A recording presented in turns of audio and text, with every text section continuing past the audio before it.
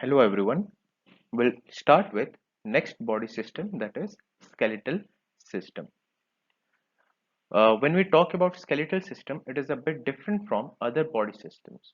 While other body systems were essential for various life processes in our body, skeletal system is associated with maintaining the body's framework and providing structural support to our body. So it is, even though it is part of our body system, it is a bit different from other body systems.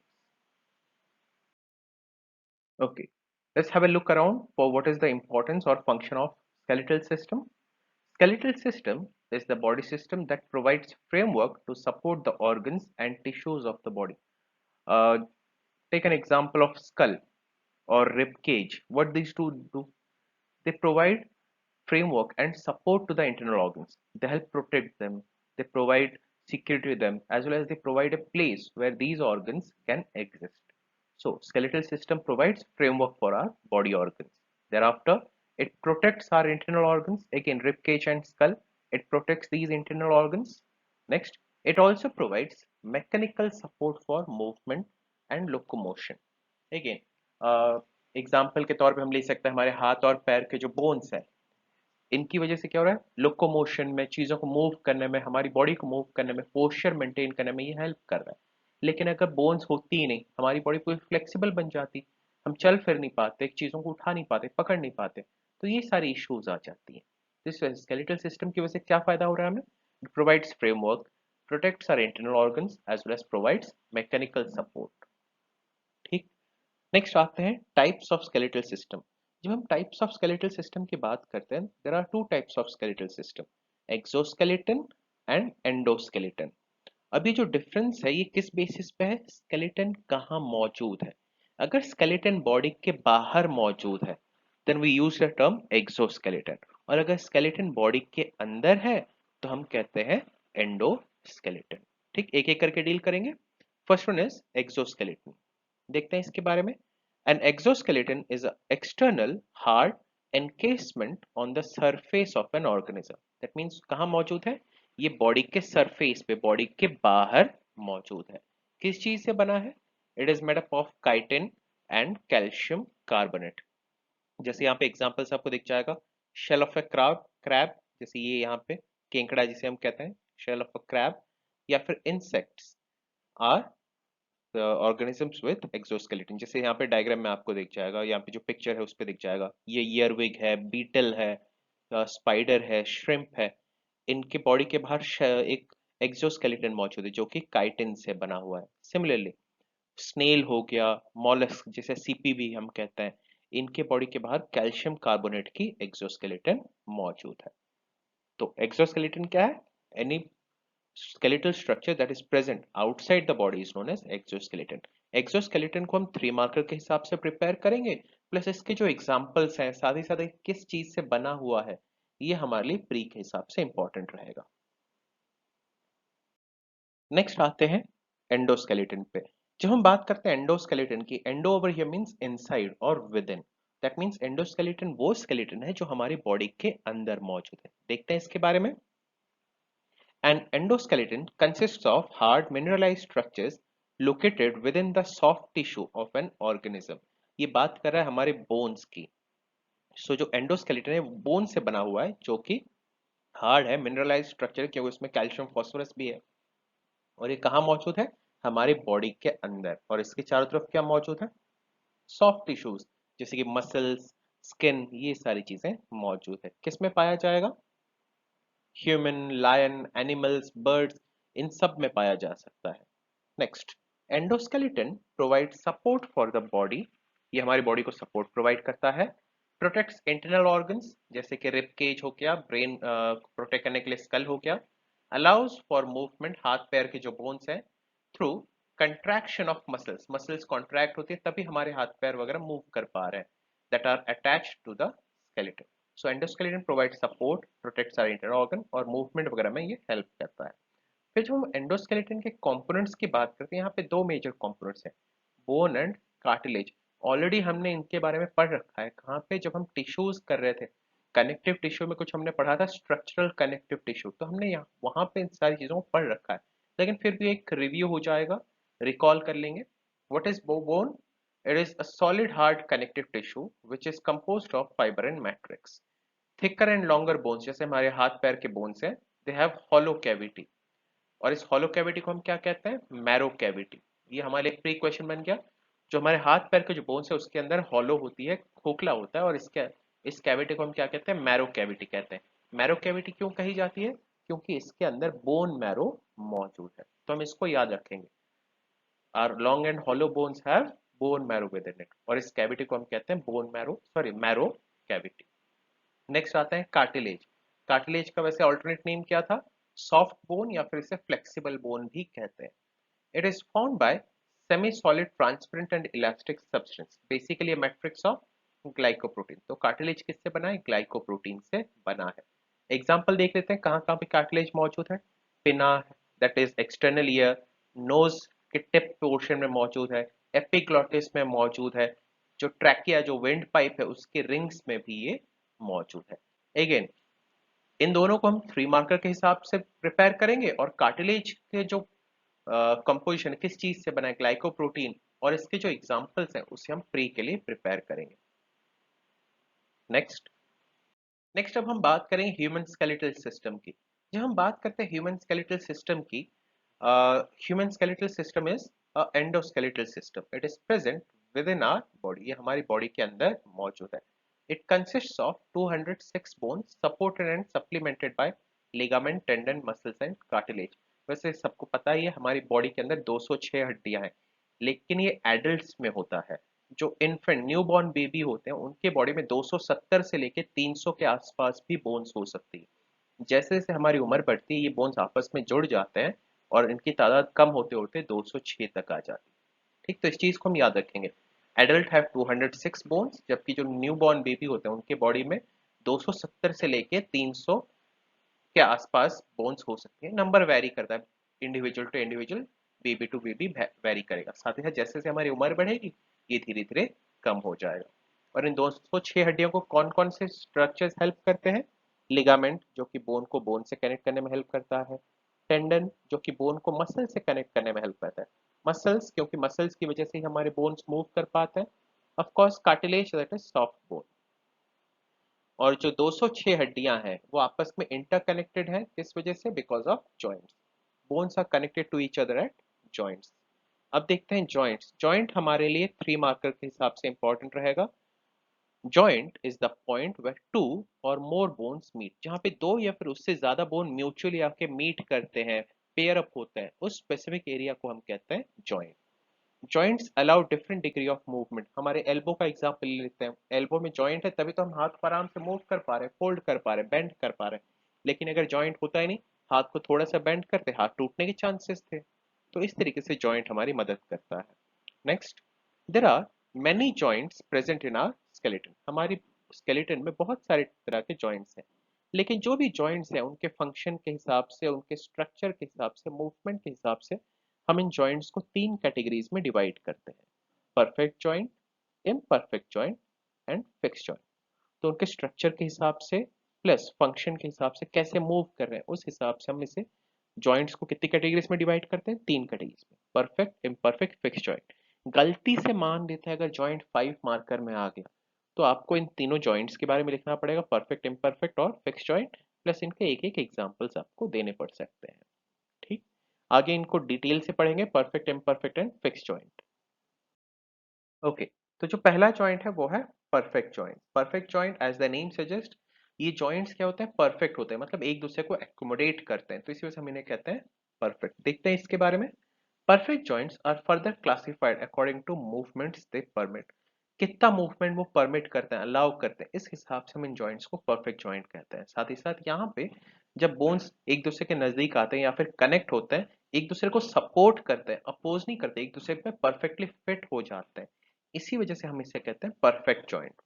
The main types of perfect joints are ball and socket joint, hinge joint, gliding joint, pivot joint and saddle joint. जो perfect joint है इसके 5 major types of perfect joint हो सकते हैं। यहाँ पे example दे मतलब name कर दिया हमने: ball and socket, hinge, gliding, pivot and saddle joint. ये इंडिविजुअल जॉइंट्स हैं, ये हमारे लिए 3 मार्कर के हिसाब से प्लस प्री के हिसाब से इंपॉर्टेंट रहेंगे। अब एक एक करके डील करते चलेंगे। पहला है ball and socket joint. Ball and socket as the name suggest, इसमें होगा क्या, एक बोन जो है एक ball like structure, curve structure form करती है और ये किस में फिट हो जाती है, दूसरे बोन में, जो कि एक सॉकेट या फिर कप लाइक स्ट्रक्चर फॉर्म करती है।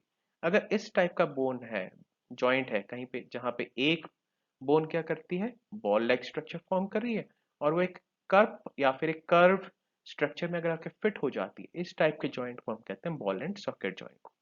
देखते हैं इसके बारे में। It is a type of joint where one bone is in form of a socket and the other bone is in form of a spherical head और बॉल। जैसे यहाँ पे शोल्डर का एग्जांपल दिया गया है, आपको दिख जाएगा।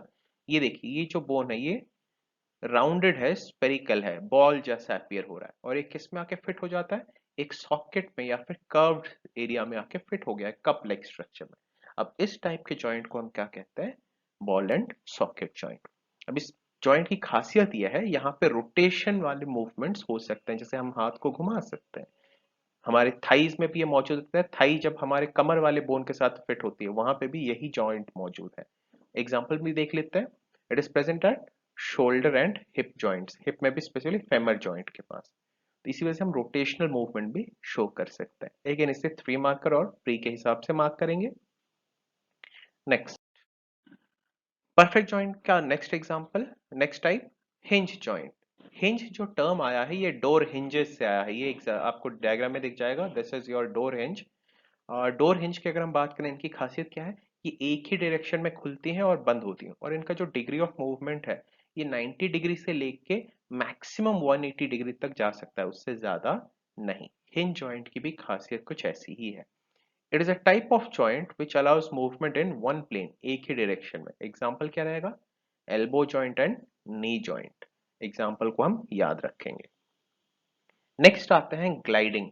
ग्लाइडिंग का मतलब यहाँ पे होता है जब एक दूसरे के ऊपर आके रब करते हैं, ग्लाइड करते हैं, स्लाइड करते हैं, इसी को हम कहते हैं ग्लाइडिंग। ग्लाइडिंग में होता यह है, जब बोन्स एक दूसरे के ऊपर आके रब होती हैं, बट बैठ जाती हैं, and what they do is they rub against each other, slide against each other. इस टाइप के फंक्शन को हम क्या कहते हैं, ग्लाइडिंग जॉइंट। देखते हैं इसके बारे में।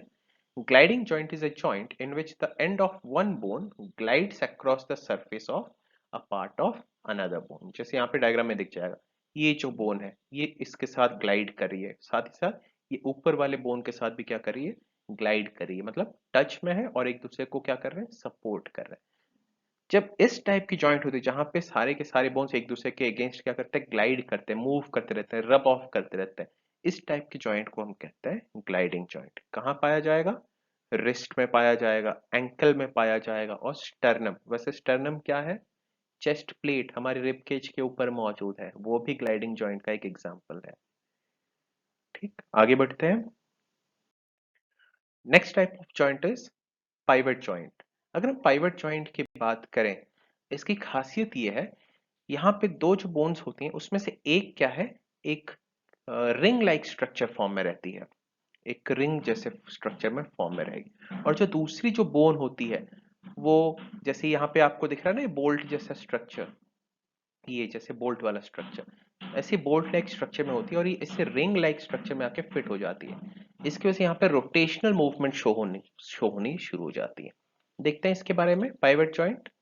In this type of joint one of the two bones is fixed, जो कि राउंड शेप में होता है, and the other rotates over it. जैसे एग्जांपल देख लेते हैं, नेक वाला जो एरिया, नेक के पास जो बोन है आपको ये दिख जाएगा, नेक वाला जो बोन है ये साइड से लिया गया लेकिन ये ऐसे राउंडेड फॉर्म में लगभग रहता है। ठीक, और इसमें आके स्कल वाला जो बोन है वो आके फिट हो गया। स्कल का जो पार्ट यहाँ पे फिट हुआ है वो इस बोल्ट की तरह पॉइंटेड रहता है।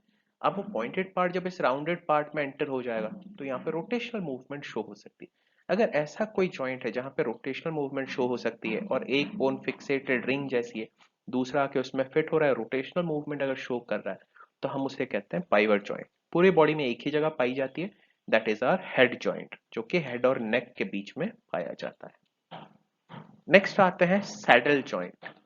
सैडल जो टर्म है ये घुड़सवारी के लिए यूज करने वाली सीट के लिए कहा जाता है। आपने देखा होगा घुड़सवारी के दौरान वो घोड़े के ऊपर एक सीट, बैठने के लिए एक सीट लगाते हैं ना, उसी को हम कहते हैं सैडल। उसका स्ट्रक्चर कैसा रहता है?